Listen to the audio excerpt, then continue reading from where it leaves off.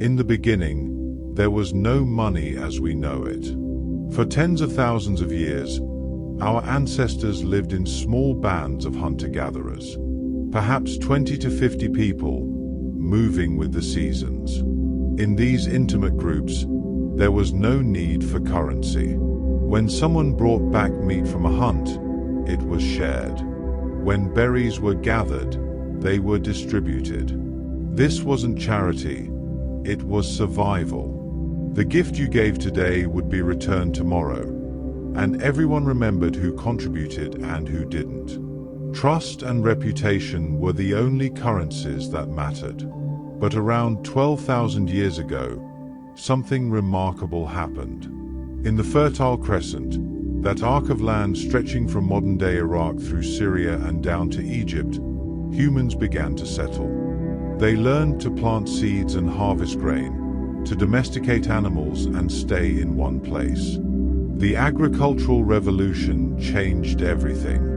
For the first time, people could produce more food than they immediately needed. They could store surplus grain in clay pots and granaries.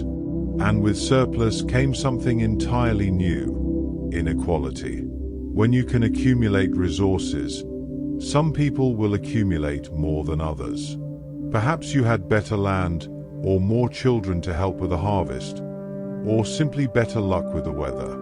Suddenly, your neighbor might need something from you, but have nothing you wanted in return. The old system of mutual exchange began to break down. If you raised goats and I grew wheat, we could trade easily enough. But what if you needed sandals and the sandal maker didn't need goats?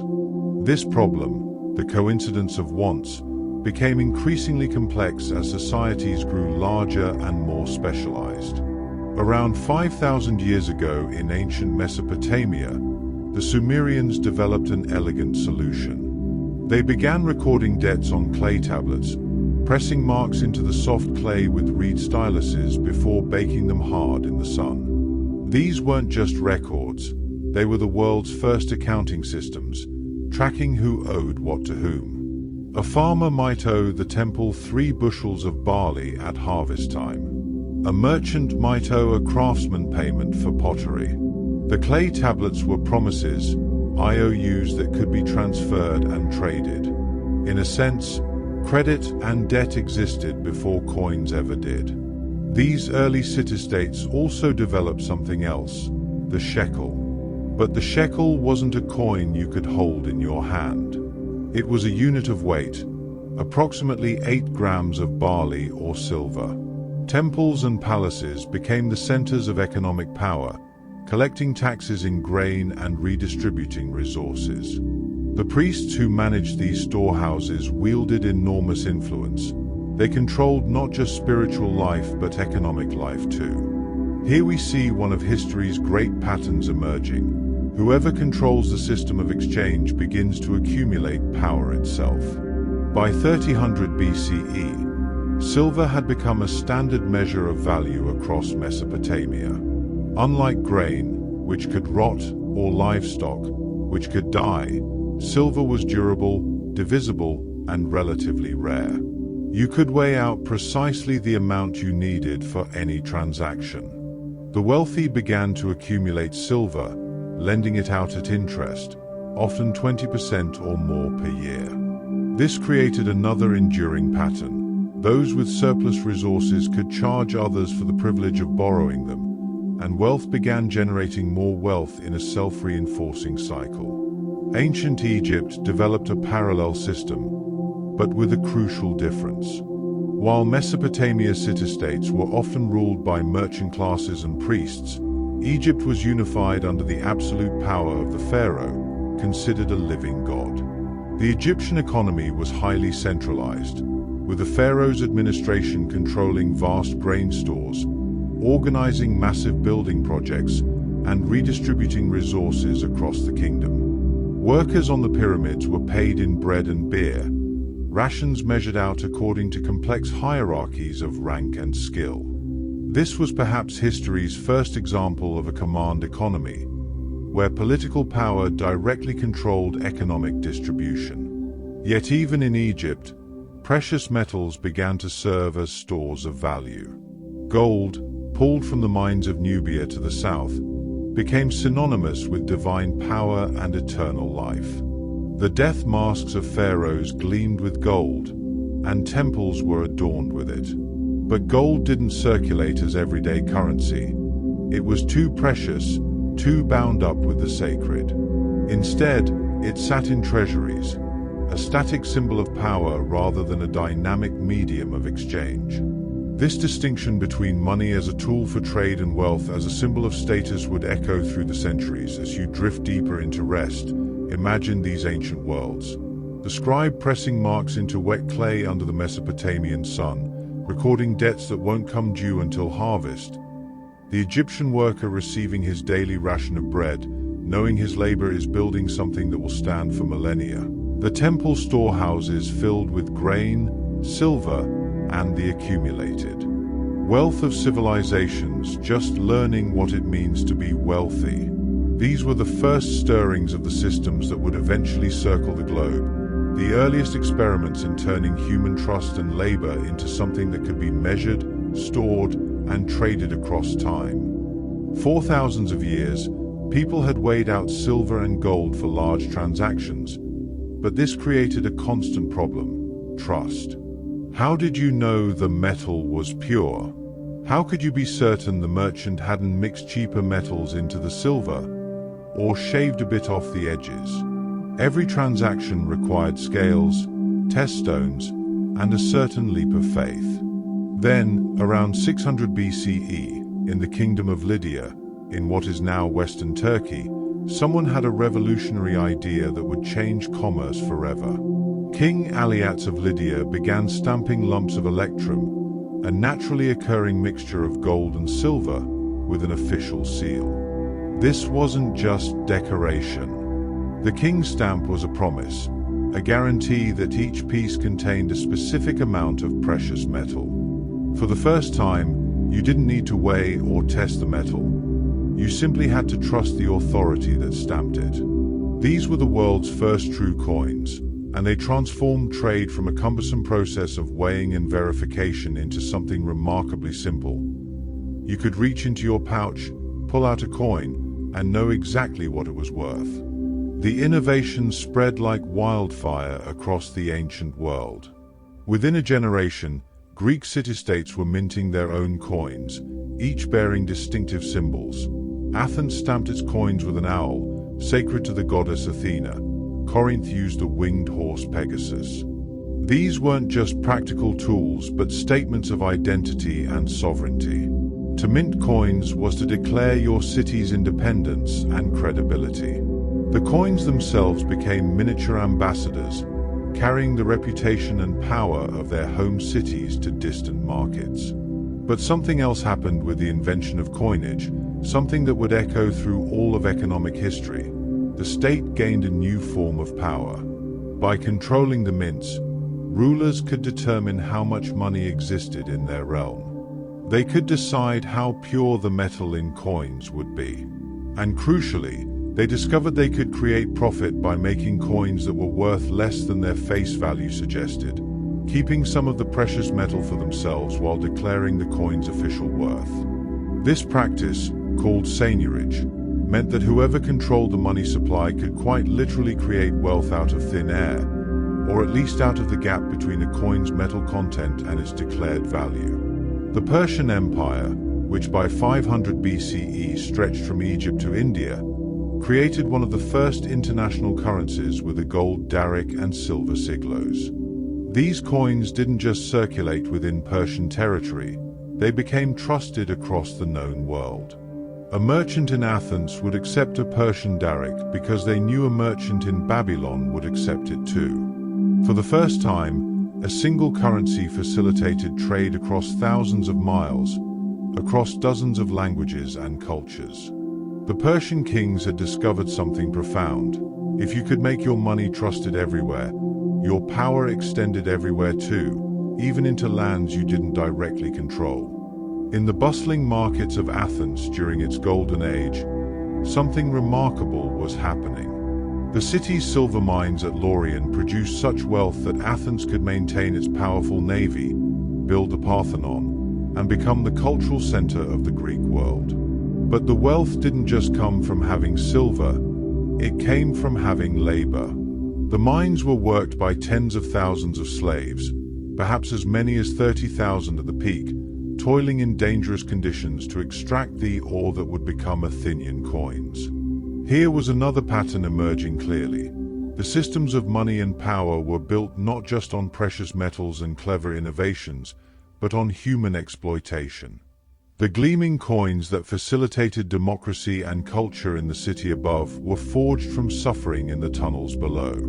As coins became ubiquitous in the Mediterranean world, philosophers began to wonder about money's strange nature. Aristotle, writing in the 4th century BCE, distinguished between using money as a tool for exchange and using it as an end in itself. He argued that the natural purpose of money was to facilitate trade, to help the sandal maker get grain and the farmer get sandals. But he observed with some concern that people were beginning to pursue money for its own sake, accumulating coins not to buy anything in particular but simply to have more coins. This desire for wealth as an abstraction, divorced from actual needs or goods, troubled him. He called the art of getting wealth through trade chrematistics, and worried it distorted the natural order of things. Even then, at the dawn of monetary systems, thinkers recognized that money had the power to change human desires themselves. Meanwhile, in China, a parallel revolution was unfolding along very different lines. During the late Zhou dynasty, around 400 BCE, the Chinese were developing their own forms of money. But instead of precious metals, they used bronze cast into the shapes of useful objects, spades and knives. These weren't actual tools, they were stylized representations, too small and impractical to use for farming or cutting. They were symbols of value, agreed-upon tokens that everyone accepted because everyone else accepted them. Eventually, these would evolve into round coins with square holes in the center, a design so successful it would persist in China for over 2,000 years.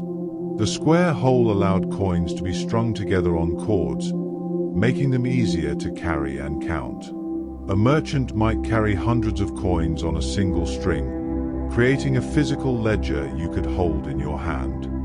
The Romans, inheritors of the Greek monetary tradition, would take coinage to unprecedented scale. By the 1st century CE, Roman coins circulated from Britain to Mesopotamia, from North Africa to the Rhine. The silver denarius became perhaps the most successful currency in human history up to that point, trusted from one edge of the empire to the other. Roman soldiers were paid in denarii. The word salary itself comes from salarium, the money given to soldiers to buy salt, one of the most valuable preservatives in the ancient world.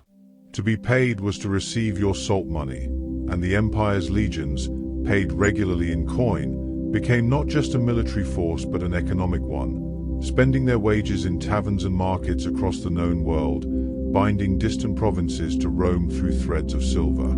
But the Romans also discovered the temptation that comes with controlling the money supply. As the empire faced increasing expenses, maintaining the legions, building roads and aqueducts, providing grain and entertainment to the urban masses, emperors began to debase the coinage.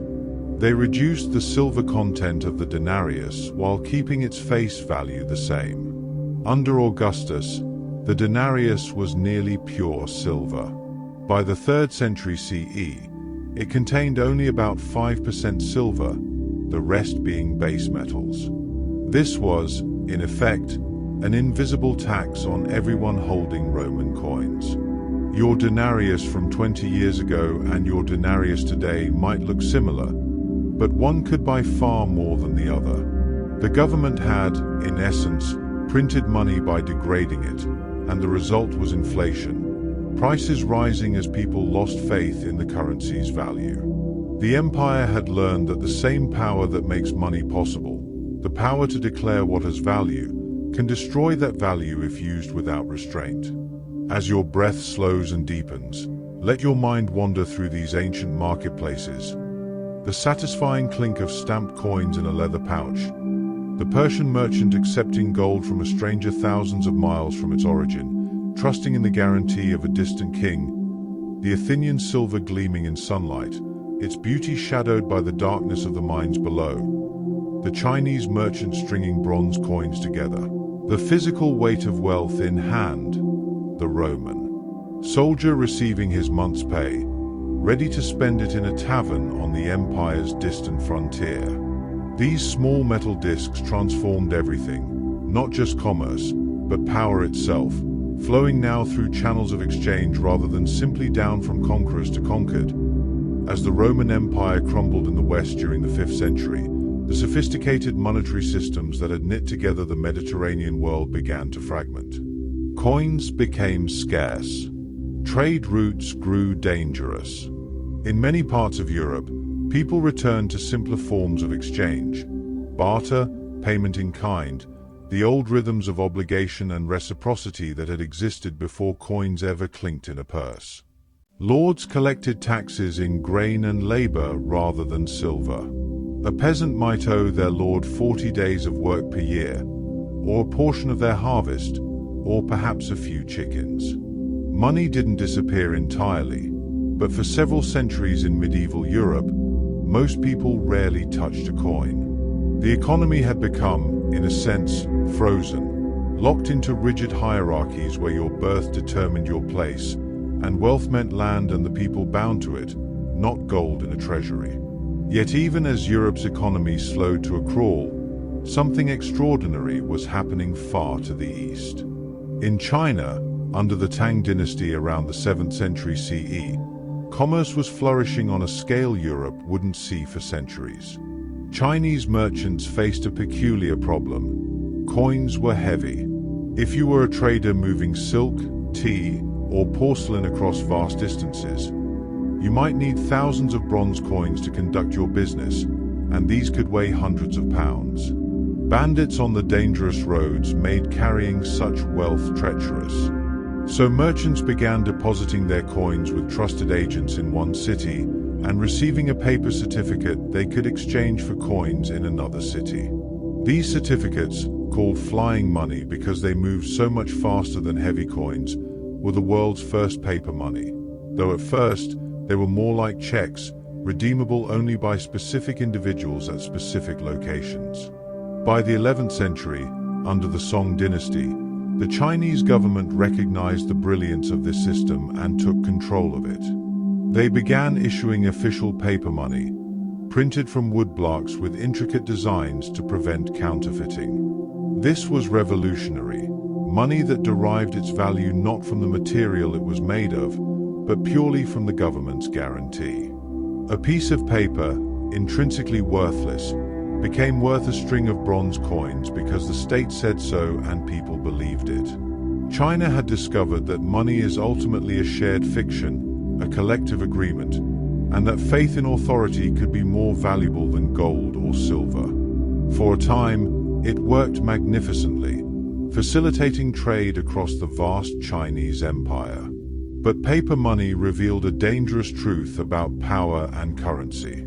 The Song dynasty, facing expensive wars with northern invaders, discovered they could simply print more money to pay their armies and expenses.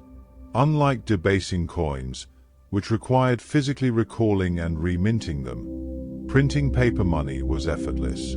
The government printed more and more, and as they did, each note became worth less and less. By the 13th century, Song paper money had become nearly worthless, destroyed by the very ease with which it could be created. The dynasty learned what many governments would learn again in centuries to come. The power to create money from nothing is also the power to destroy it, and restraint is more difficult than it seems when armies need paying and enemies are at the gates. While China experimented with paper, Europe was slowly awakening from its economic slumber. By the 12th and 13th centuries, trade was reviving, cities were growing, and with them came new financial innovations. Italian merchants, operating from city-states like Venice, Florence, and Genoa, needed to move money safely across the Mediterranean and overland to the great trade fairs of France and Flanders. They developed the bill of exchange, a sophisticated instrument that was part loan, part currency exchange, part insurance policy. A merchant in Venice could give coins to a banker, who would write a letter instructing his associate in London to pay the equivalent amount to the merchant when he arrived. The merchant traveled with paper instead of gold, safe from robbers, and the banker could charge fees for this service while also profiting from exchanging between different currencies. These Italian banking families, the Medici, the Bardi, the Peruzzi, became immensely powerful, not through conquest but through finance. They lent money to kings and popes, financed wars and cathedrals, and in doing so, gained influence that rivaled nobility. The Medici family effectively ruled Florence not through hereditary title but through financial power, demonstrating that in the emerging commercial world, control of capital could matter more than royal blood. Lorenzo de' Medici, called the Magnificent, never held official title as ruler of Florence, yet he was its undisputed master, his authority derived from his family's banking empire. Money had created a new form of aristocracy, one based not on land or lineage, but on credit and commerce. The medieval world also saw the emergence of one of history's most powerful economic institutions, the Knights Templar. Originally founded as a military order to protect Christian pilgrims traveling to the Holy Land, the Templars evolved into something unprecedented, an international banking network.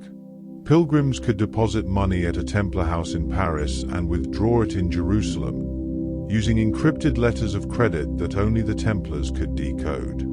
The order built fortified treasuries across Europe and the Middle East, becoming so wealthy that kings and nobles borrowed from them to finance their kingdoms.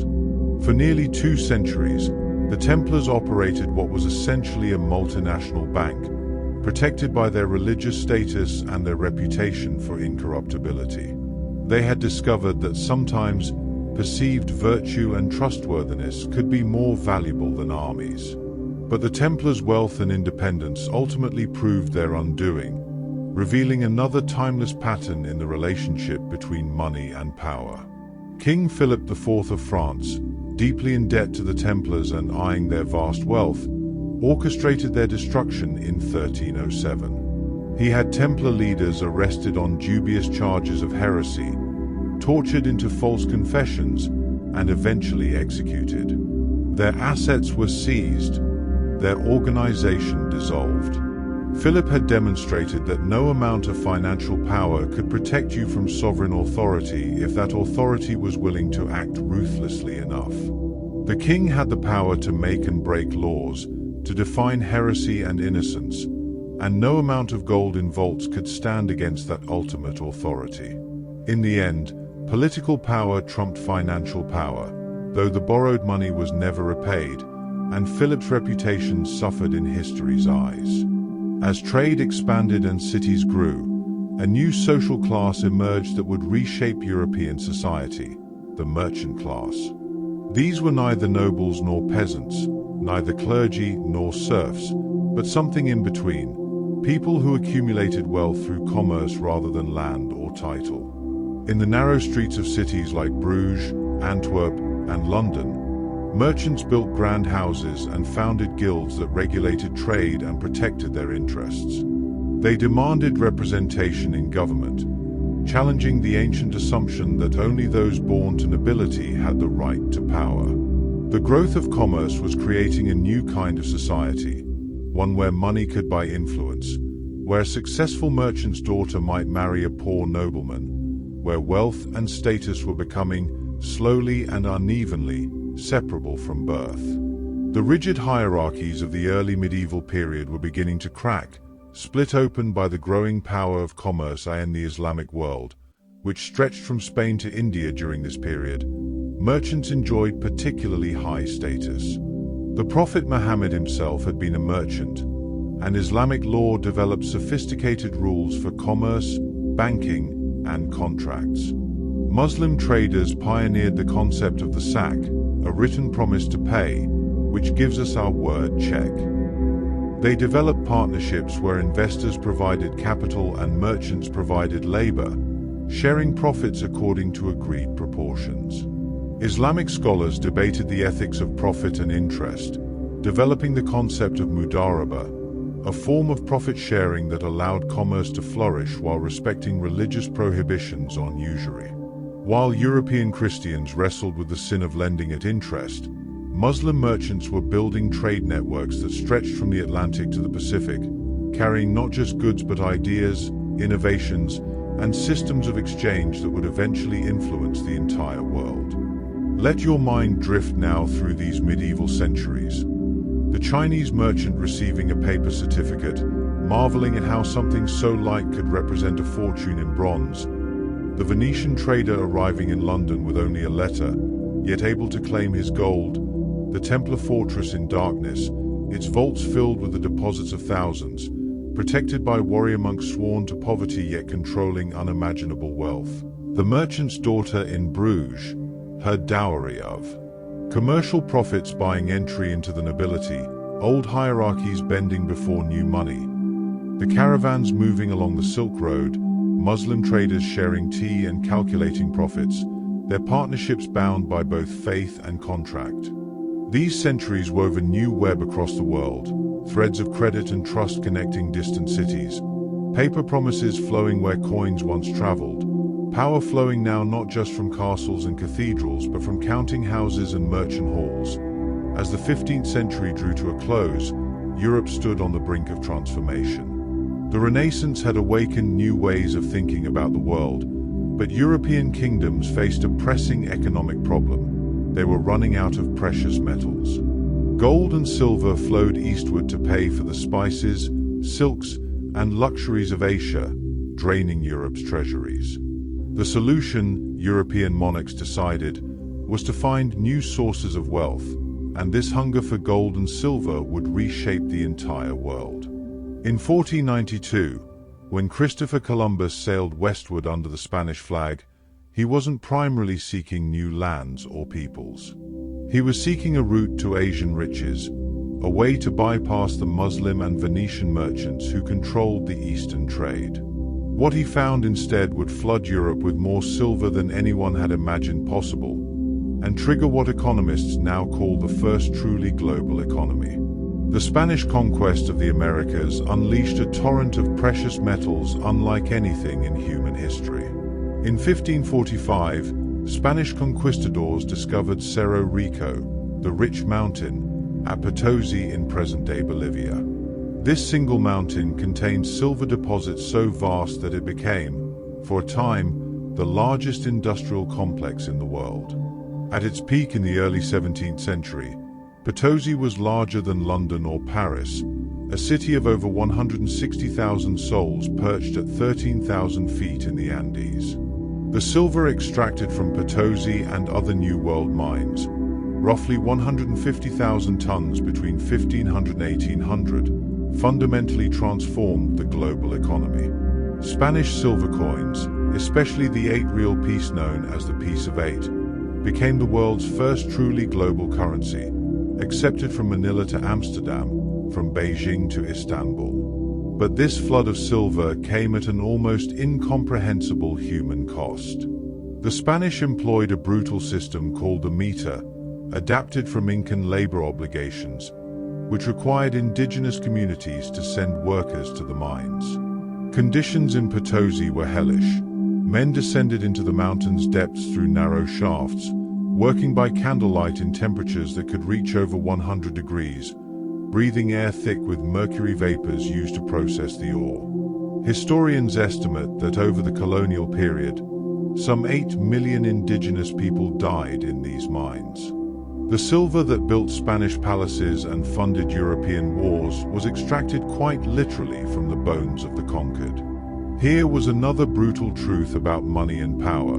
The systems that created global wealth often depended on human suffering on a massive scale. The silver flooding into Europe created unexpected consequences.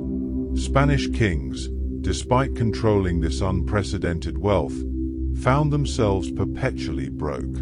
King Philip II of Spain, the most powerful monarch in Europe, declared bankruptcy 4 times during his reign. How could this be? The answer reveals a fundamental principle of economics that wouldn't be fully articulated for centuries: the quantity theory of money. As Spanish silver poured into Europe, prices began to rise, slowly at first, then dramatically.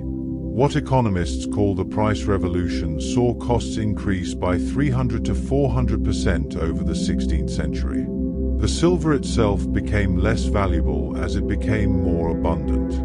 Meanwhile, Spain was fighting expensive wars across Europe, maintaining massive armies and fleets, and the silver flowed through Spanish hands into those of German bankers, Italian merchants, and soldiers across the continent. Spain had discovered that simply possessing wealth wasn't the same as using it wisely. As Spanish silver circulated globally, other European powers sought their own routes to riches. The Portuguese had already established a sea route around Africa to India, and in the early 17th century, both the Dutch and the English created something revolutionary: joint stock companies. The Dutch East India Company, founded in 1602, and the English East India Company, founded in 1600, were unlike anything that had existed before. They weren't just merchant ventures but permanent corporations with shares that could be bought and sold. Investors who bought shares became part owners of the company, entitled to a portion of the profits but also sharing in the risks. If the company's ships returned laden with spices, everyone prospered. If they sank in a storm, everyone suffered. This innovation allowed these companies to raise enormous amounts of capital, far more than any individual merchant could provide, and to spread risk across hundreds of investors. The Dutch East India Company became arguably the most valuable company in human history when adjusted for inflation, worth perhaps $7 trillion at its peak.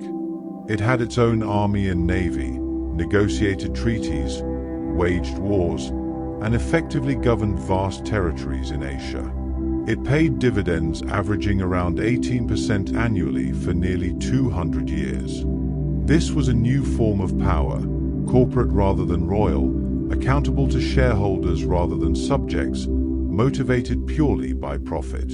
The company's headquarters in Amsterdam became the center of a global empire not of territory but of trade, controlling the flow of pepper, nutmeg, cinnamon, and cloves from the Spice Islands to European markets. The Dutch had discovered that a corporation could wield power that rivaled kingdoms, and that organizing capital efficiently could be as potent as organizing armies. With these joint stock companies came another innovation that would define modern finance: the stock exchange. In Amsterdam, in a building completed in 1611, shares of the Dutch East India Company and other ventures began to be traded regularly. This was different from occasional sales of business shares. This was a continuous market where prices fluctuated based on news, rumors, and expectations. When word arrived that a fleet had been lost, share prices plummeted. When a particularly profitable voyage was announced, they soared. Suddenly, your investment wasn't locked away until the voyage's end. You could sell your shares at any time, converting future profits into present money. The Amsterdam Stock Exchange created liquidity, and with it, a new kind of wealth that existed not in tangible goods or even gold, but in expectations about the future. A share was a claim on profits that didn't exist yet, might never exist, but that people were willing to pay real money for today. The stock market's emergence revealed both the brilliance and the danger of financial innovation. In 1637, Amsterdam witnessed what might be history's first recorded financial bubble, the tulip mania. Tulips, introduced to Europe from Turkey, had become fashionable among Dutch merchants eager to display their wealth. Rare tulip bulbs began to be traded on the futures market, contracts to buy bulbs that were still in the ground. Prices rose as more people joined the speculation, each convinced they could sell to someone else at a higher price. At the peak, a single bulb of the Semper Augustus variety supposedly sold for more than 10 times the annual income of a skilled craftsman, though historians debate the exact details. Then, in February 1637, confidence collapsed. Buyers stopped appearing, prices plummeted, and fortunes disappeared. People had been trading not tulips but dreams of wealth, and when the dream ended, nothing remained.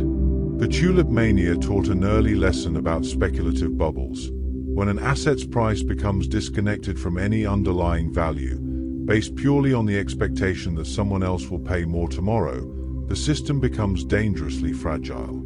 While Northern Europe experimented with stock markets and corporate power, another crucial institution was evolving: the central bank.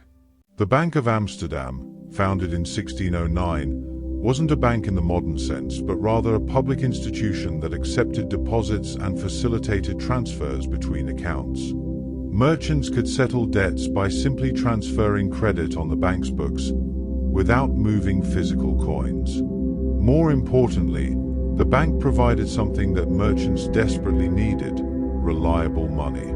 Amsterdam was flooded with coins from dozens of different sources: Spanish reales, German thalers, English shillings, all of varying quality and purity. The Bank of Amsterdam accepted these varied coins, tested them, and credited depositors with standardized bank money based on the actual precious metal content. A guilder in the Bank of Amsterdam meant a specific amount of silver, regardless of which worn and clipped coins you deposited. This created trust, and trust created efficiency. Gradually, bank money became more valuable than actual coins because it was more reliable and easier to use. The bank had created something paradoxical: abstract numbers in a ledger that were more trusted than physical gold and silver. The English, watching Dutch commercial success with envious eyes, developed their own financial innovations. In 1694, facing expensive wars against France and desperate for funds, King William III chartered the Bank of England. Unlike the Bank of Amsterdam, this was explicitly designed to lend money to the government. Investors could buy shares in the bank, and the bank would then lend the proceeds to the Crown at 8% interest. It was a brilliant arrangement. The government got the funds it needed, the bank earned steady interest, and shareholders received dividends. But most ingeniously, the Bank of England began issuing its own notes, promises to pay gold on demand. These notes circulated as money, accepted because people trusted the Bank of England's ability to redeem them. The bank was, in effect, creating money through the act of lending. When it lent £1.2 million to the government, it didn't hand over gold coins, it issued notes. As long as people accepted those notes, new money had been conjured into existence, backed not by precious metal in vaults but by the government's promise to eventually repay the loan, and the bank's promise to eventually redeem the notes. This system of credit creation would become the foundation of modern banking, but its implications were profound and unsettling. Money was no longer just gold and silver, things with intrinsic value. It was increasingly promises, debts, expectations, abstractions that worked only because everyone agreed to believe in them. The Bank of England's success demonstrated that money could be expanded to meet the needs of commerce and war, that the money supply wasn't fixed by the amount of precious metal available but could be enlarged through credit. This was liberating. It meant economic growth wasn't constrained by the luck of finding gold mines. But it was also dangerous, because the temptation to create too much credit, to issue too many promises that couldn't be kept, was always present. The art of managing money had become inseparable from the art of managing belief itself. Let yourself sink deeper into rest, imagining these transforming centuries. The silver flowing from Potosi like a river, carrying with it the sweat and blood of 8 million souls, reshaping the entire global economy. The Amsterdam merchant checking the price board at the exchange, his fortune rising and falling with ships he'd never see, carrying goods he'd never touch, to places he'd only imagined, the tulip bulb changing hands for a fortune. Each buyer certain of profit, until the day no buyers came and the dream shattered.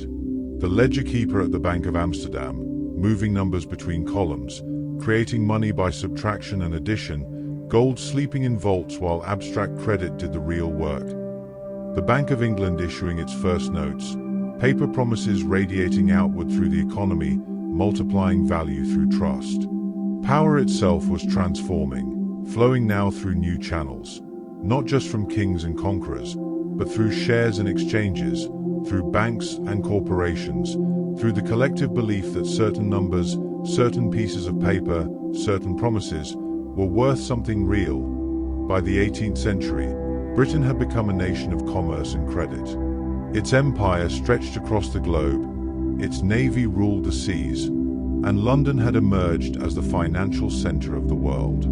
But beneath this commercial success, something more fundamental was stirring, a transformation that would change not just money and power, but the very nature of human civilization. In workshops and mills across England, inventors and entrepreneurs were harnessing steam power, mechanizing production, and creating factories that could produce goods at a scale previously unimaginable.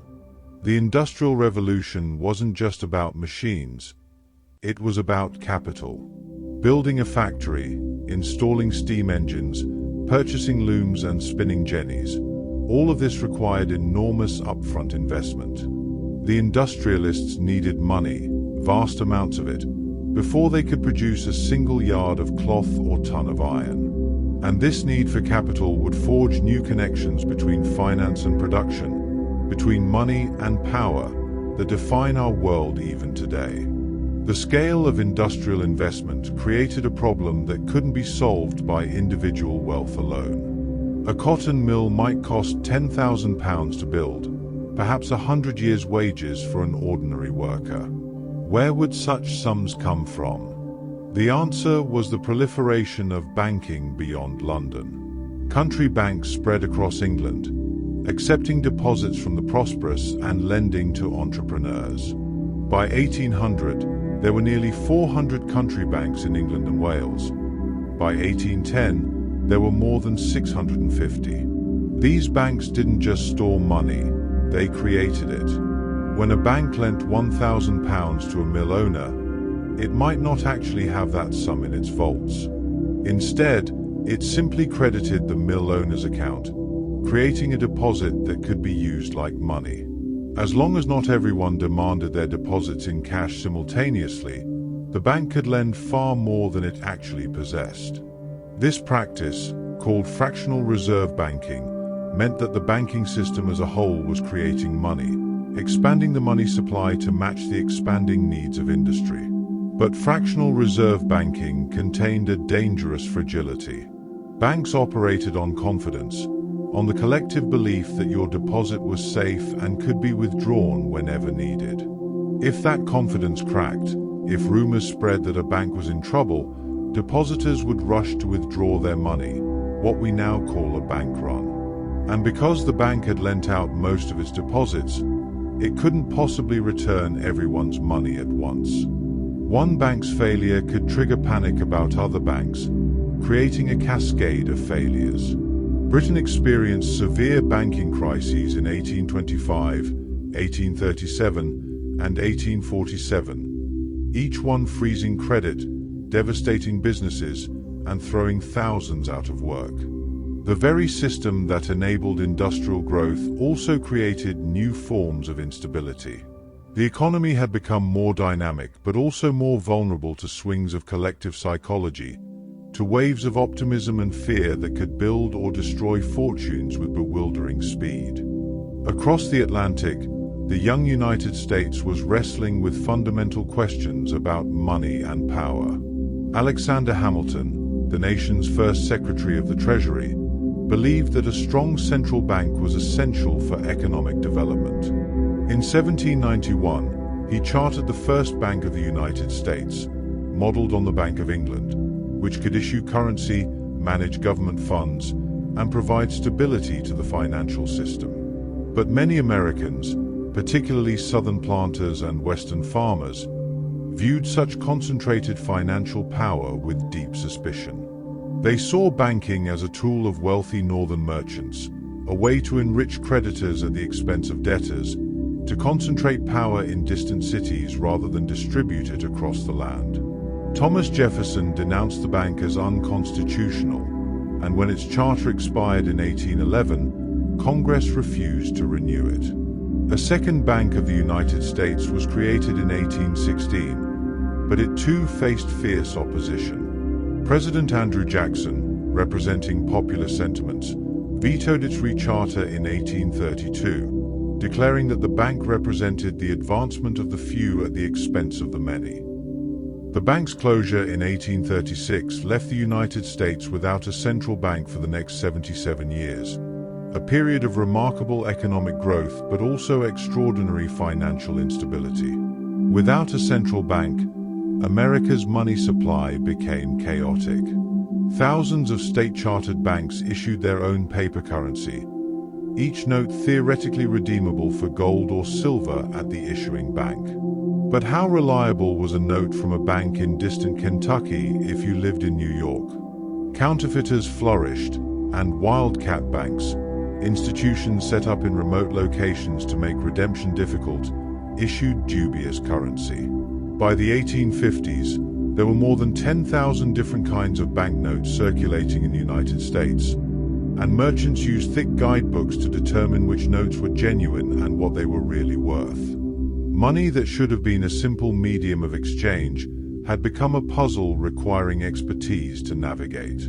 The American experience demonstrated that while centralized control of money might concentrate power, the alternative, thousands of private issuers with no coordination, created its own problems of fraud, confusion, and inefficiency.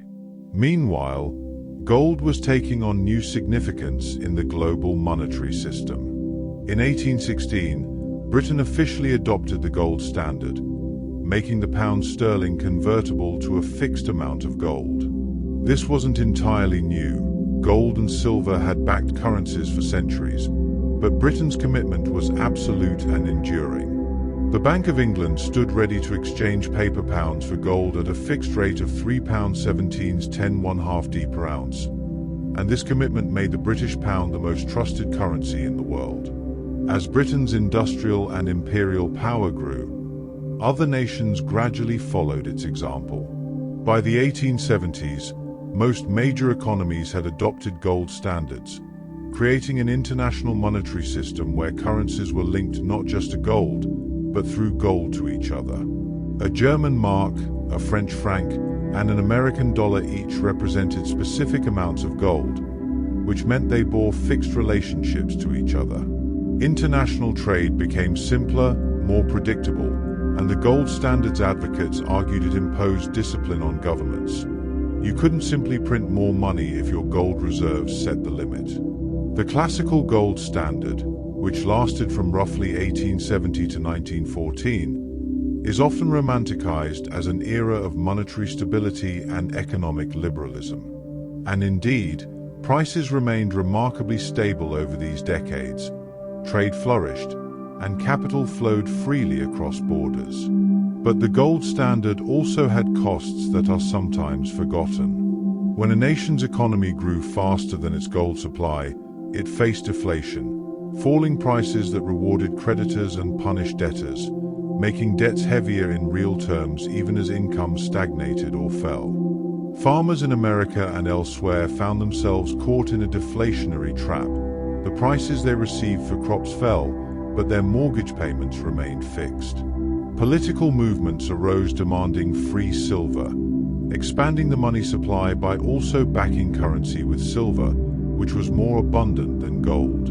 The 1896 US presidential campaign turned on this issue, with William Jennings Bryan delivering his famous Cross of Gold speech, declaring that working people should not be crucified upon a cross of gold. He lost the election, but his campaign revealed the tensions inherent in the gold standard. It might provide stability for international finance, but that stability came at a cost for those who owed money or depended on rising prices for their livelihoods. The late 19th century also witnessed the rise of industrial titans whose wealth and power dwarfed anything seen before. Men like John D. Rockefeller, Andrew Carnegie, and J.P. Morgan built business empires that dominated entire industries. Rockefeller's Standard Oil controlled roughly 90% of America's oil refining by the 1880s, a monopoly so complete that he could dictate prices to both suppliers and customers. Carnegie's steel mills produced more steel than entire nations. But perhaps most significant was J.P. Morgan, whose power came not from producing goods but from organizing capital. Morgan's bank financed railroads, industrial mergers, and even the federal government itself. In 1895, when the U.S. Treasury was nearly bankrupt and unable to maintain the gold standard, it was Morgan who organized a private syndicate to supply gold to the government, essentially bailing out the United States. During the Panic of 1907, when the banking system teetered on the edge of collapse with no central bank to provide stability, Morgan locked the leading bankers in his library and forced them to devise a rescue plan, personally deciding which institutions would survive and which would fail.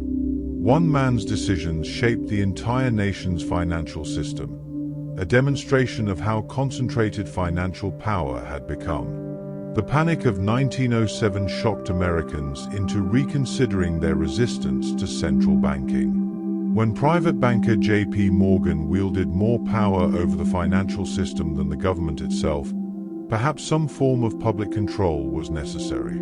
After years of debate, Congress created the Federal Reserve System in 1913, a network of regional banks coordinated by a board in Washington. It wasn't quite a central bank in the European sense. Its structure reflected enduring American suspicion of concentrated power, but it gave the United States a lender of last resort, an institution that could provide liquidity during crises and coordinate monetary policy across the nation. The Federal Reserve's creation represented a reluctant acceptance that modern industrial capitalism required sophisticated financial infrastructure, that the money supply couldn't be left entirely to the market or to the accidental supply of gold, and that stability required some form of centralized management, however carefully that power was constrained and divided. As the 19th century gave way to the 20th, the relationship between money and power had been thoroughly transformed. The gold in bank vaults and the paper notes in circulation were less important than the vast edifice of credit and debt built upon them. Money had become abstract, a network of promises and obligations, of deposits and loans, of shares and bonds. Power had shifted from those who possessed gold to those who could command credit, from kings and conquerors to bankers and industrialists, from the battlefield to the boardroom and the trading floor. And yet, for all this transformation, certain patterns persisted. The creation of money created power, the power to create money tempted abuse, and financial systems balanced precariously between the trust that made them work and the panic that could bring them crashing down. Let your breathing slow further and drift through this transformed landscape. The cotton mill at dawn, its steam engine pounding rhythmically, every brick and beam representing borrowed capital, the future mortgage to build the present. The country bank's doors closed suddenly, worried depositors gathering in the street, confidence evaporating like morning mist, the invisible ties that bound the financial system suddenly, terrifyingly visible in their fragility. The confusion of 1,000 different banknotes, each a different promise, money itself fractured into countless uncertain claims. The gold vault deep beneath the Bank of England, metal bars stacked in careful rows, anchoring the entire system, the fixed point around which everything else revolved. The farmer in Kansas watching crop prices fall year after year, debt growing heavier, the gold standard stability feeling like an iron weight pressing down. J.P. Morgan in his library, exhausted bankers sprawled in chairs, the fate of the nation's economy decided in one room by one man's will. The world had been remade by industry and finance, power flowing now through channels carved by credit, the future itself becoming a commodity to be bought and sold, promised and reclaimed. The summer of 1914 began with an assassination in Sarajevo and ended with Europe engulfed in flames. The Great War, what we now call World War I, would kill millions and shatter empires, but it also broke something more subtle and perhaps equally profound: the gold standard that had anchored the global economy for decades. Within weeks of the war's outbreak, every major European nation suspended gold convertibility. They needed to print money to pay for armies, weapons, and supplies on a scale never before imagined, and the gold standard's discipline, its requirement that money be backed by precious metal, was incompatible with total war. Britain, France, and Germany all began printing currency to finance their war efforts, and the result was inflation. Money that had been stable for generations began losing value as governments discovered they could fund war not just through taxation or borrowing, but through the printing press itself. The war taught a generation of leaders that in extremis, the rules of sound money could be abandoned, that promises could be broken if survival demanded it. The war's financing left a legacy that would haunt the following decades: enormous debts. Britain had borrowed heavily from the United States, which had entered the war in 1917 and emerged as the world's creditor.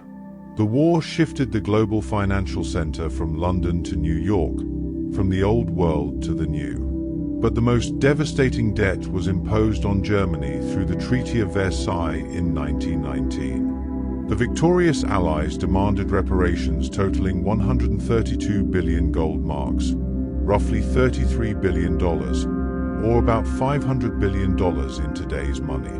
Germany's economy, already devastated by the war, was expected to generate this enormous surplus to pay the victors. It was an impossible burden, and the German government, unable to raise sufficient taxes or borrow internationally, resorted to the same tool it had used during the war: the printing press. The Reichsbank began printing marks to purchase foreign currency to make reparation payments, and the amount of currency in circulation exploded. What followed was one of history's most spectacular examples of hyperinflation. In January 1919, $1 was worth about 9 German marks. By November 1923, $1 was worth 4.2 trillion marks.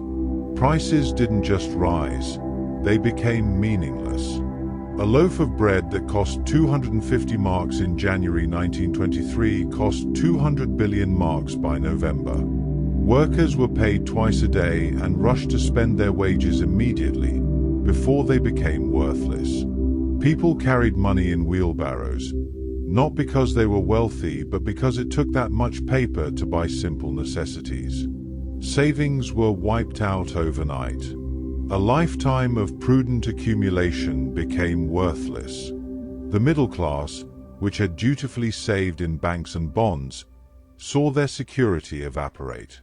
German hyperinflation demonstrated with terrible clarity what happens when governments lose control of their currency, when the printing press runs without restraint, when money becomes unmoored from any anchor of value. It was a traumatic lesson that seared itself into German consciousness, creating a national phobia of inflation that persists to this day. While Germany descended into monetary chaos, the United States was experiencing the opposite, a boom of seemingly limitless prosperity. The 1920s saw the stock market soar to unprecedented heights. Ordinary Americans, not just the wealthy, began speculating in stocks, often buying on margin, putting down only 10 or 20% of a stock's price and borrowing the rest from their broker. This leverage meant spectacular gains when prices rose, but also spectacular losses when they fell. The Federal Reserve, still learning how to manage its new responsibilities, kept interest rates low, making borrowing easy and fueling the speculative bubble. Stock prices became disconnected from any reasonable assessment of companies' actual earnings. People were buying stocks not because they believed in the underlying businesses, but because they expected to sell at higher prices tomorrow. It was tulip mania on a continental scale, enabled by easy credit and collective delusion. On October 24, 1929, Black Thursday, the bubble burst. Share prices plummeted, triggering margin calls as brokers demanded that investors put up more cash to cover their leveraged positions. Many couldn't, and stocks were sold in a cascade that fed on itself. The crash wiped out paper fortunes and, more importantly, destroyed confidence. Banks that had lent for stock speculation faced massive losses. Businesses that depended on credit found it suddenly unavailable. The stock market crash didn't cause the Great Depression by itself, but it triggered a crisis of confidence that froze the financial system. And the Federal Reserve, still inexperienced and operating under gold standard rules that limited how much money it could create, failed to provide the liquidity the system desperately needed. Between 1930 and 1933, roughly 9,000 American banks failed, more than a third of all banks in the country. When a bank failed, depositors lost their savings, and the money supply contracted further. The economy spiraled downward in a vicious cycle. Less money meant less spending meant less production meant more unemployment, and more unemployment meant even less spending. The Great Depression revealed the gold standard's fundamental flaw in a modern industrial economy. Under gold standard rules, a nation experiencing economic contraction and bank failures couldn't simply print more money to provide relief. Its money supply was constrained by its gold reserves. When frightened depositors converted paper money to gold, gold flowed out of the banking system, forcing further monetary contraction precisely when expansion was needed. It was like bleeding a patient who was already hemorrhaging.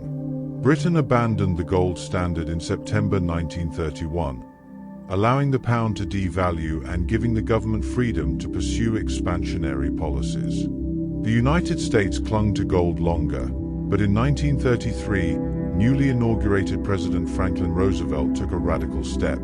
He declared a bank holiday, closing every bank in the country for inspection, and then effectively took the United States off the gold standard. Americans were forbidden to own gold and required to turn in their gold coins and certificates in exchange for paper dollars. The government devalued the dollar from $20.67 per ounce of gold to $35 per ounce, a 40% devaluation that made American exports cheaper and helped restart the economy. The gold standard, that pillar of economic orthodoxy, had been abandoned because maintaining it meant accepting economic collapse. Roosevelt's New Deal programs represented a fundamental shift in thinking about the relationship between government, money, and the economy.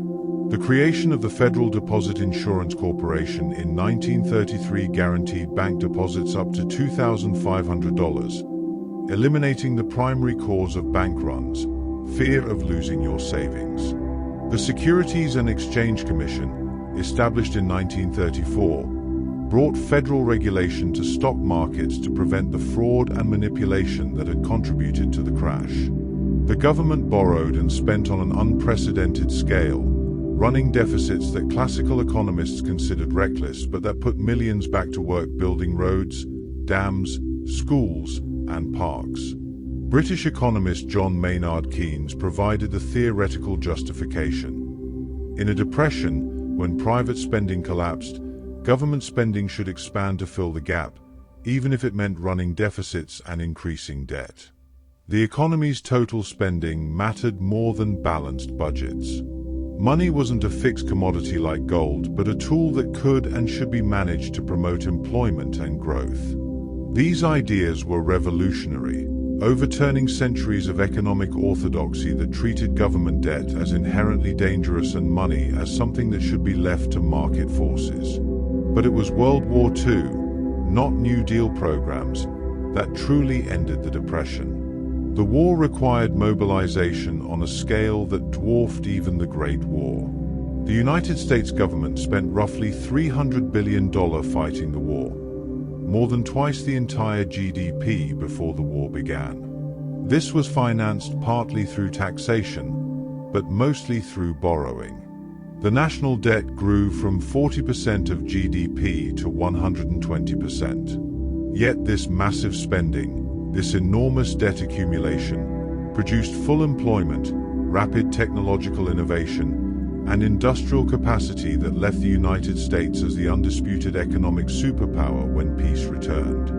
The war demonstrated conclusively that government spending, even deficit spending on an enormous scale, could mobilize resources and generate prosperity. Though, of course, the prosperity came at the cost of millions of lives and immeasurable destruction across Europe and Asia. As the war drew to a close, the Allied powers met in Bretton Woods, New Hampshire, in July 1944 to design the post-war monetary system. The question was how to capture the stability that the gold standard had provided, fixed exchange rates that facilitated international trade, while avoiding its rigidity and deflationary bias. The solution, championed by American negotiators, was a compromise system. The US dollar would be convertible to gold at $35 per ounce, and other currencies would be fixed to the dollar. Only foreign governments could exchange dollars for gold, not ordinary citizens. The dollar became, in effect, the world's currency, backed by gold but also by America's economic might. The International Monetary Fund and World Bank were created to provide stability and development assistance. The Bretton Woods system acknowledged that money was too important to be left entirely to market forces or the accidents of gold discoveries, that international cooperation and institutional management were necessary.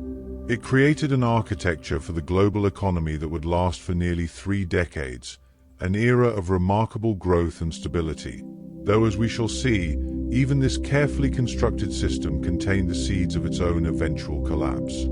Let yourself drift now through these turbulent decades.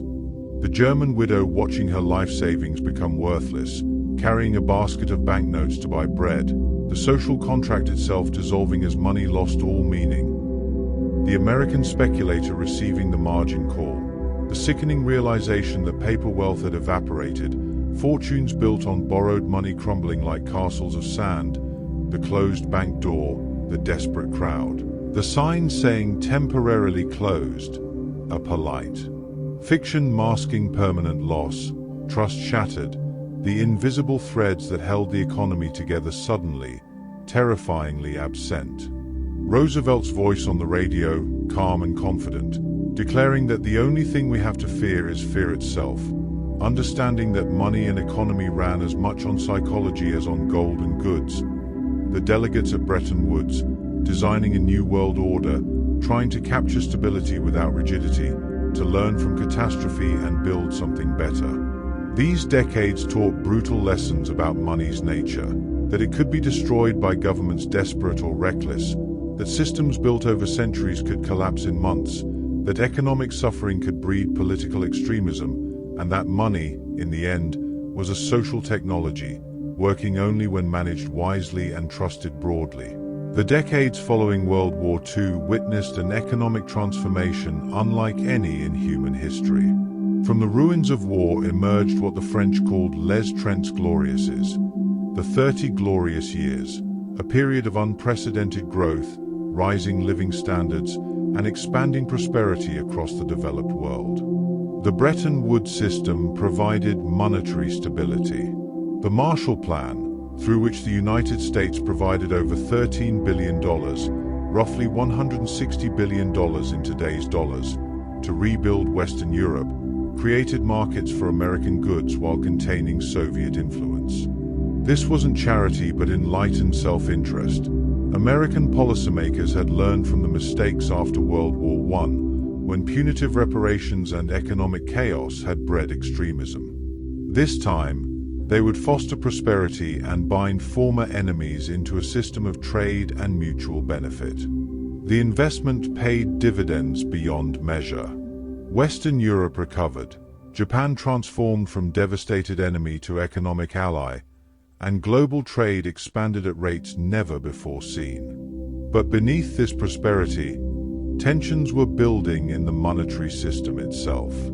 The Bretton Woods arrangement depended on a crucial assumption: that the United States would maintain fiscal discipline and keep inflation low, preserving the dollar's value and its link to gold. Through the 1950s, this worked reasonably well.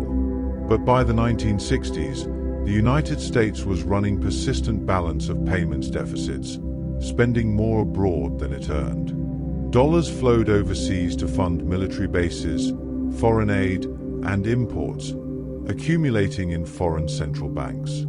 These dollars were supposed to be as good as gold, convertible at $35 per ounce on demand. But increasingly, foreign governments noticed a troubling arithmetic. There were more dollars held abroad than there was gold in Fort Knox to redeem them. French President Charles de Gaulle, ever suspicious of American hegemony, began converting France's dollar holdings to gold, calling the dollar's privileged position an exorbitant privilege that allowed America to pay its debts in currency it could print at will. The problem intensified as the United States escalated its involvement in Vietnam while simultaneously funding President Johnson's Great Society programs, an ambitious expansion of social welfare including Medicare, Medicaid, and anti-poverty initiatives.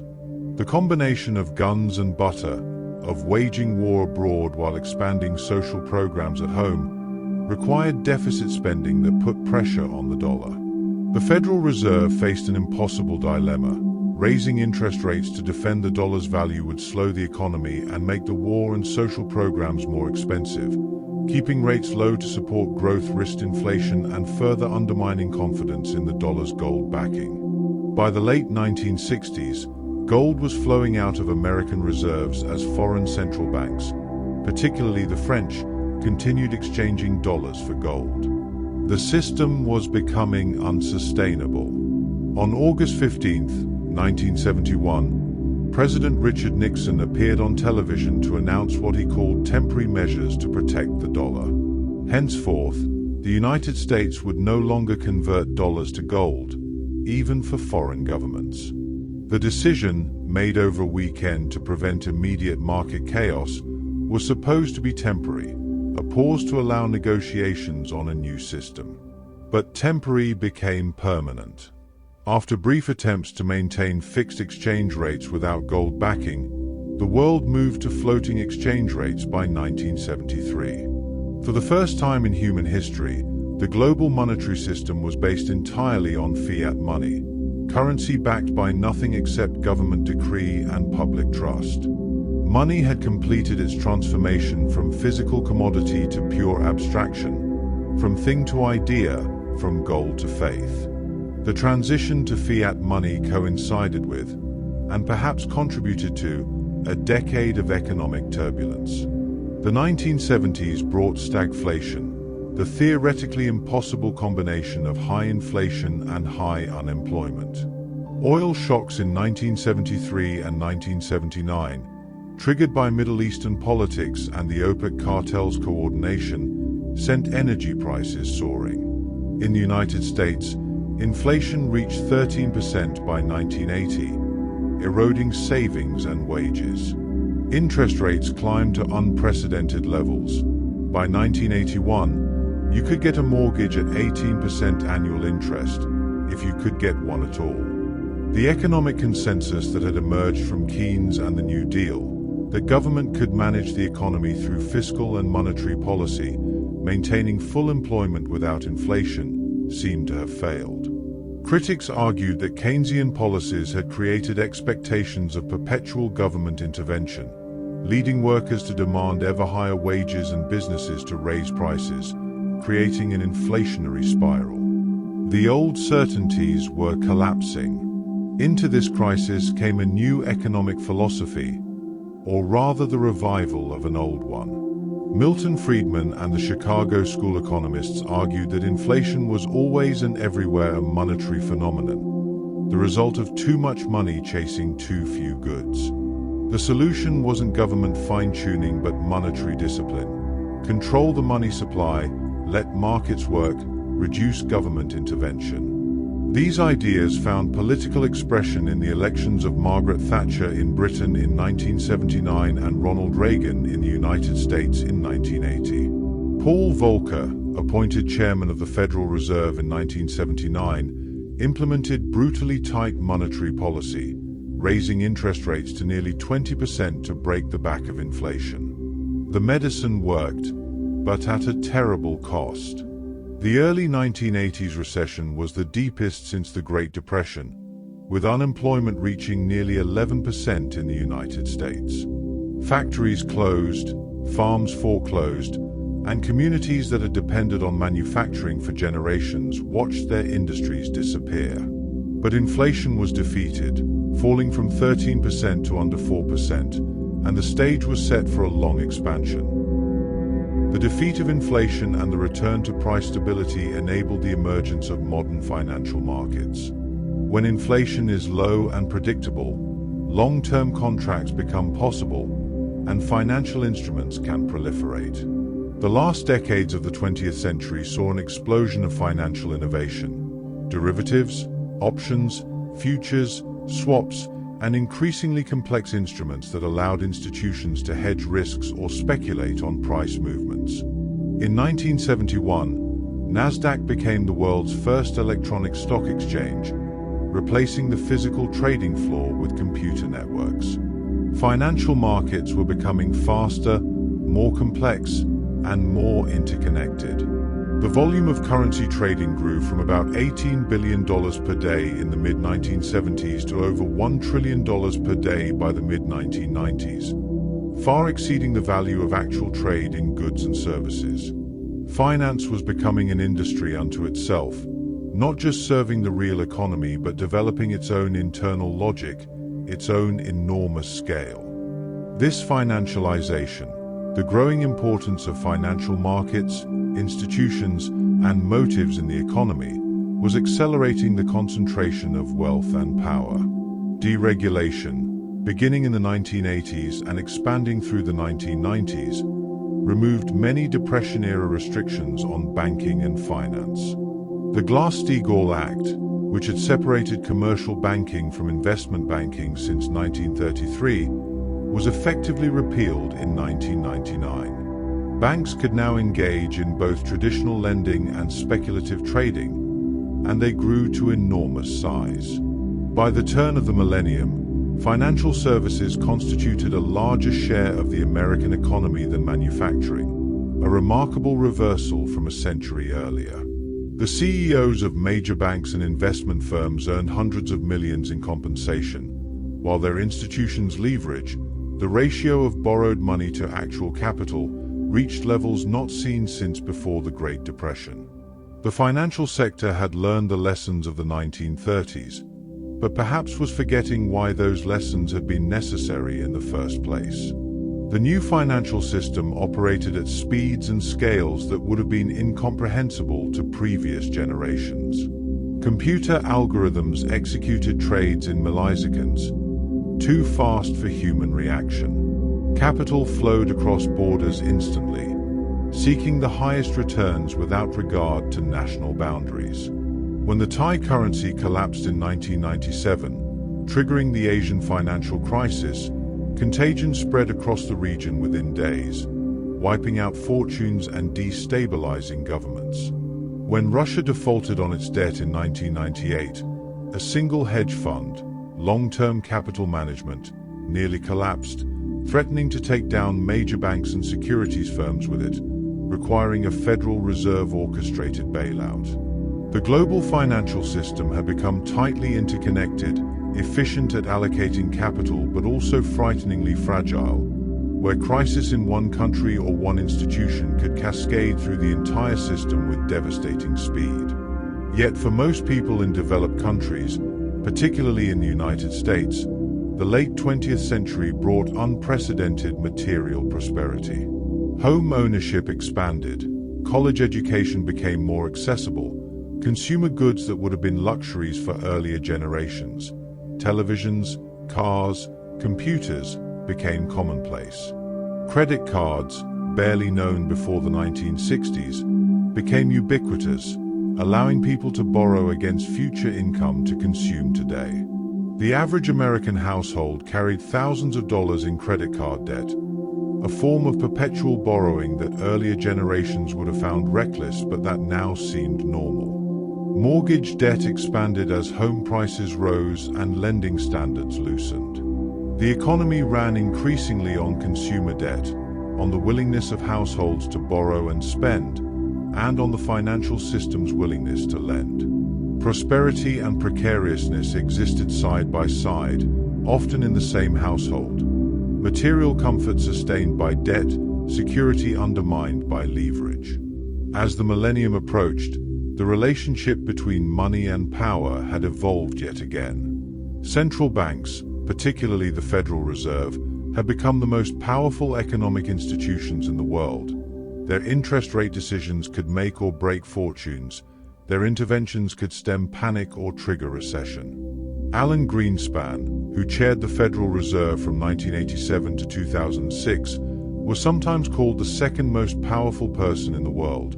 His pronouncements paused for hints about future policy like ancient oracles. Yet this power rested on the paradox of fiat money, currency that had value only because everyone agreed it had value, that worked only when trusted, that could be created in unlimited quantities yet had to be carefully rationed.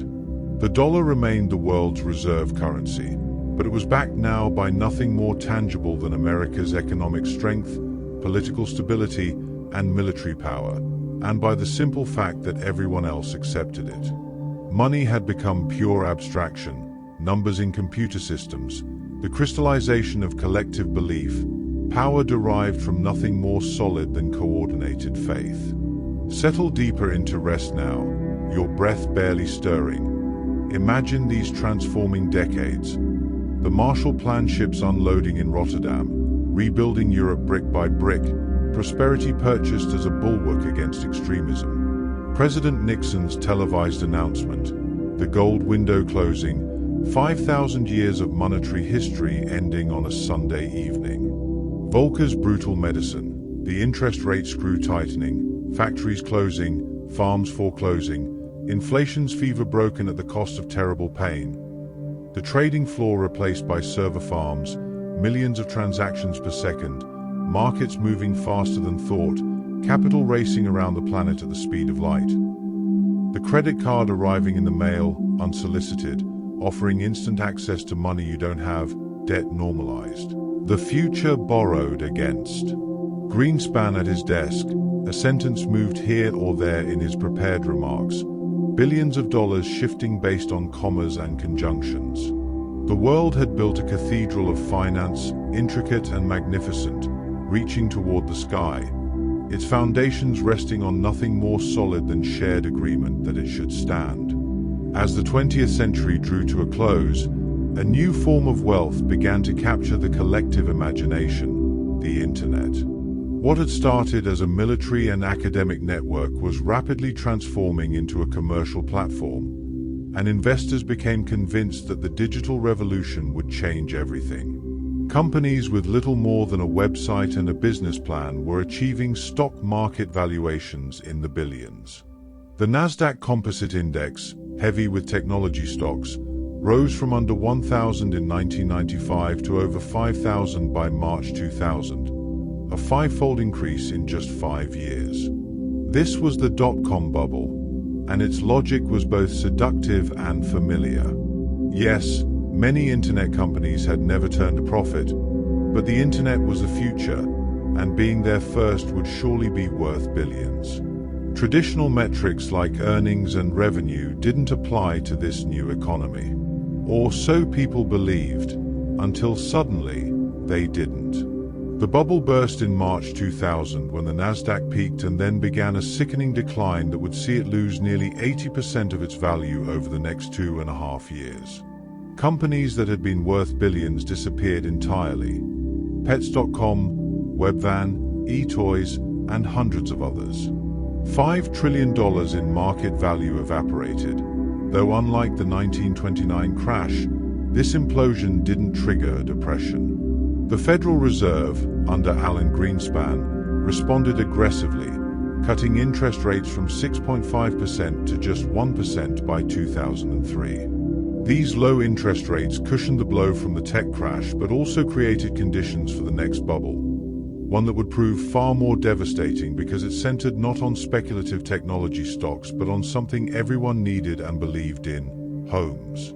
For most of American history, getting a mortgage required a substantial down payment, stable employment, and verifiable income. Banks lent cautiously because they held the mortgages on their own books. If you defaulted, they lost money.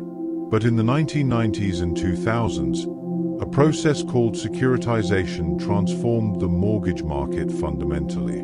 Banks would originate mortgages, then bundle hundreds or thousands of them together and sell these bundles as mortgage-backed securities to investors around the world. The bank that made the loan no longer bore the risk if it went bad. That risk was passed to whoever bought the security. This severed the traditional connection between lending and risk, creating what economists call a moral hazard. If you don't bear the consequences of bad loans, you have less incentive to make good ones. Lending standards began to deteriorate. Subprime mortgages, loans to borrowers with poor credit, proliferated. By 2006, they constituted about 20% of all mortgages, up from under 10% in 2001. The alchemy of modern finance transformed these mortgages, even risky subprime loans, into securities that ratings agencies blessed with their highest ratings. The theory was that by bundling thousands of mortgages from different regions and different types of borrowers, risk was diversified away. Even if some mortgages defaulted, the overall security would remain sound.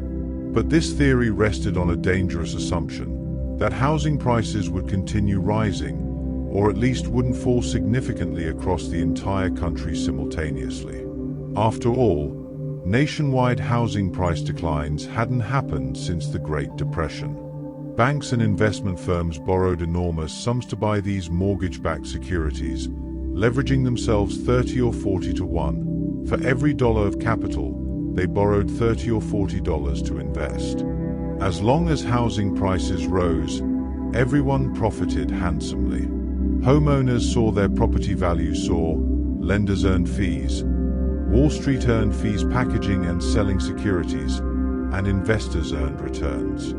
It seemed like a perpetual motion machine of wealth creation. Housing prices had risen steadily through the 1990s, then accelerated dramatically in the 2000s. In some markets, Las Vegas, Miami, Phoenix, prices doubled in just a few years. People bought homes not to live in but to flip, to sell at a profit months later.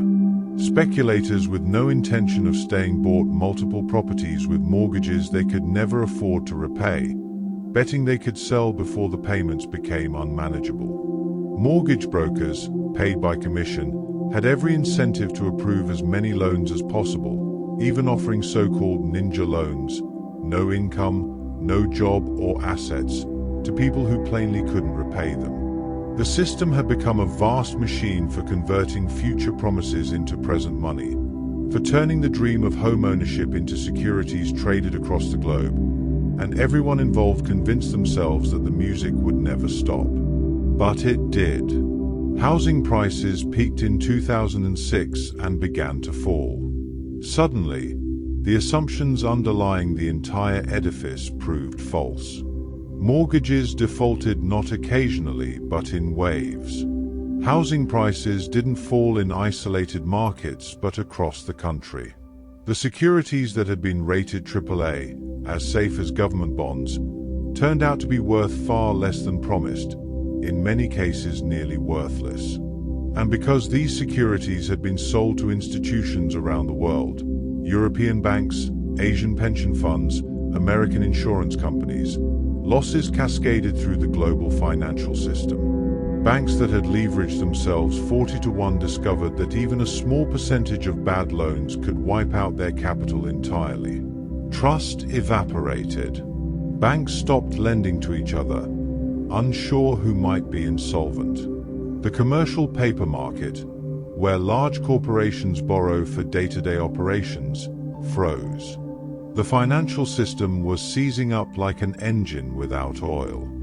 September 15th, 2008 marked the moment the crisis became catastrophic. Lehman Brothers, a 158-year-old investment bank, the fourth largest in the United States, declared bankruptcy, the largest bankruptcy in American history.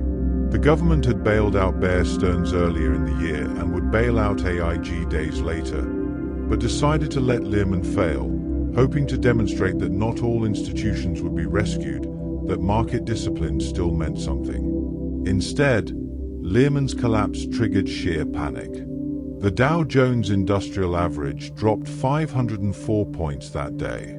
Credit markets froze entirely. Within days, the entire global financial system teetered on the edge of complete collapse. HMS came perilously close to running out of money. Major corporations couldn't make payroll. Treasury Secretary Henry Paulson and Federal Reserve Chairman Ben Bernanke told congressional leaders that without immediate intervention, the economy would collapse into something worse than the Great Depression. Bernanke, a scholar of the Depression, understood exactly what was at stake. The response was unprecedented in its scale and speed. The federal government created the Troubled Asset Relief Program, TOP, authorizing $700 billion to purchase troubled assets and inject capital directly into banks. The Federal Reserve cut interest rates effectively to zero and then, finding they couldn't go lower, invented new tools. Quantitative easing, QE, involved the Fed creating money electronically and using it to buy trillions of dollars in government bonds and mortgage-backed securities. Between 2008 and 2014, through 3 rounds of QE, the Federal Reserve's balance sheet expanded from under $1 trillion to over $4.5 trillion. The Fed was, quite literally, creating trillions of dollars and injecting them into the financial system, doing whatever was necessary to prevent collapse. Central banks in Europe and Japan pursued similar policies. It was the most aggressive monetary intervention in history, dwarfing anything done during the Depression or any previous crisis. These interventions prevented complete economic collapse, but they couldn't prevent a severe recession, the worst since the 1930s. In the United States, unemployment peaked at 10%, though the real number, including those who had given up looking for work, was far higher. 8 million jobs disappeared. Millions of homes were foreclosed. Household wealth declined by nearly $20 trillion. The crisis revealed painful truths about the economy that had been built over the previous decades. The financial sector, which had been celebrated as an engine of innovation and prosperity, had nearly destroyed the entire economy through recklessness and greed. Institutions deemed too big to fail had been rescued with public money while ordinary people lost their homes and jobs. The inequality that had been growing since the 1980s became starkly visible. Bankers who had helped cause the crisis received bonuses while teachers and factory workers lost their livelihoods. The crisis also revealed something profound about modern money and power. When the system faced existential threat, governments and central banks demonstrated they could create essentially unlimited amounts of money to prevent collapse. The constraints that seemed so binding in normal times, worries about deficits, debt, inflation, could be swept aside in emergency. This raised unsettling questions. If trillions could be created to save banks, why not to build infrastructure, to address climate change, to eliminate poverty? The answer, of course, was political rather than economic. There was will and consensus to save the financial system, but not for other purposes. The crisis demonstrated that money, in a fiat system, was ultimately whatever governments decided it should be, created or destroyed by policy choices. Power determined money's nature and distribution, and power, in the moment of crisis, had chosen to preserve the existing financial system rather than reimagine it.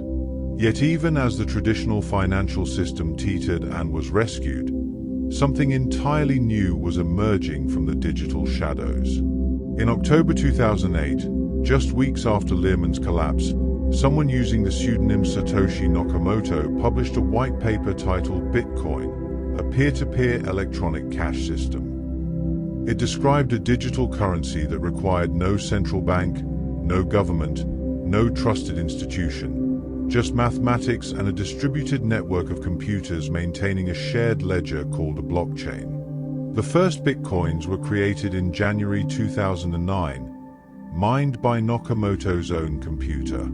For months, they were worthless, a curiosity known only to cryptography enthusiasts. But gradually, people began trading them, first for nothing, then for cents, then for dollars.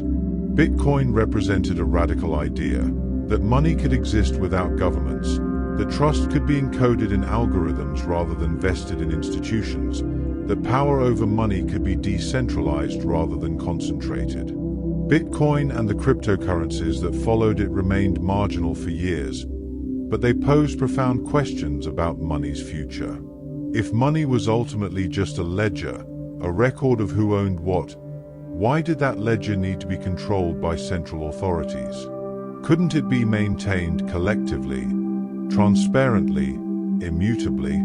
And if governments had demonstrated they would create unlimited money to serve certain interests, wasn't there value in a currency with a fixed supply, where no one could print more? These questions gained urgency when, in the 2010s, central banks began pushing interest rates not just to zero but below zero in some countries, a situation where depositing money in a bank meant paying for the privilege.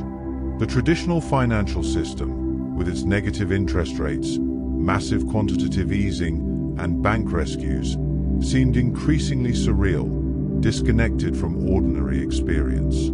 Perhaps, cryptocurrency advocates argued, the world needed an alternative, money that belonged to no nation and answered to no authority. Let your consciousness drift now through these turbulent years. The Nasdaq ticker accelerating upward, then suddenly, sickeningly downward, $5 trillion of imagined wealth vanishing like morning dew.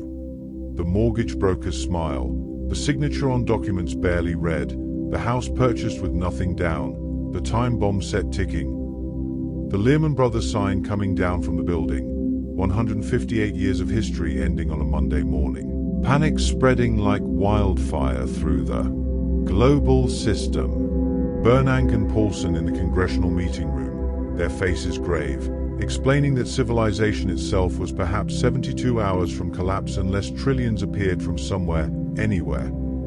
The Federal Reserve's balance sheet exploding, trillions created with keystrokes, money conjured into existence to save the system that created money. The foreclosure notice on the door, the family's possessions on the lawn. The American dream repossessed, and somewhere in the digital darkness. The first Bitcoin being mined, a seed planted, an alternative imagined, power questioned, authority challenged. The crisis had revealed that the emperor of finance wore no clothes, that the mighty towers of Wall Street rested on sand, that money was ultimately whatever we agreed it was, and that agreement could shatter overnight, leaving everyone scrambling to rebuild trust from the rubble.